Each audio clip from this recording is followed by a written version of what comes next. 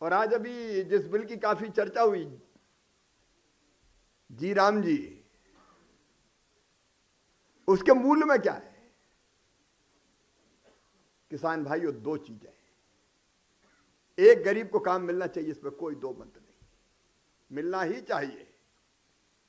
और इस बिल में हमने प्रावधान किया 100 दिन नहीं, 125 दिन रोजगार की गारंटी।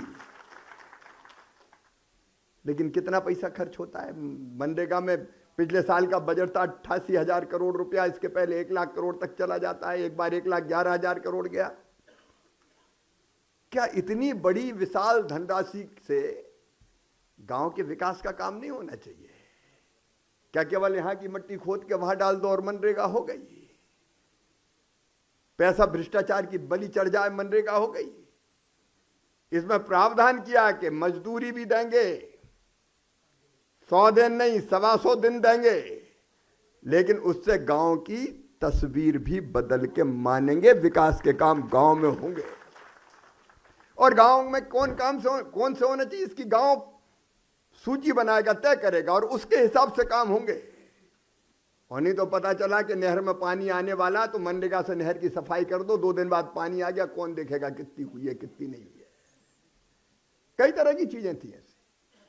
तो एक तरफ तो इसको गांव के विकास से जोड़ दिया कि पैसा है, रोजगार मिलेगा, लेकिन उस रोजगार से काम भी होगा, और काम गांव की तस्वीर बदलेगा। स्कूल हो, सड़कें हो, नाली हो, पुल पुलिया हो। अरे हम तो खेत की सड़कें भी बनाएंगे, अगर कहीं नहीं होगी तो खेत सड़क भी बनाएंगे।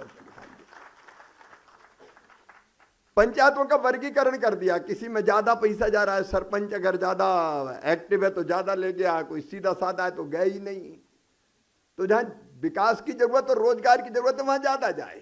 लेकिन एक चीज और इसमें, कि जब कृषि कार्य पीक पे होते हैं, तब चाहे बोनी हो, सोइंग का समय हो, या हार्वेस्टिंग का कटाई का समय हो, तब किसान परेशान हो जाता है, मजदूर नहीं मिलते। तो एक प्रावधान इसमें यह भी क्या कि मजदूरों के हितों का भी ध्यान रखेंगे, लेकिन राज्य सरकार जब ये देखेगी कि अब कटाई होनी है, अब बोनी होनी है, और खेती के काम में श्रम की जरूरत है, तो उन दिनों में इसका जी राम जी योजना का काम बंद हो जाएगा, किसान की कटाई भी होगी और बुआई भी होगी। तो ये संतुलन है किसान और मजदूर दोनों के कल्याण का।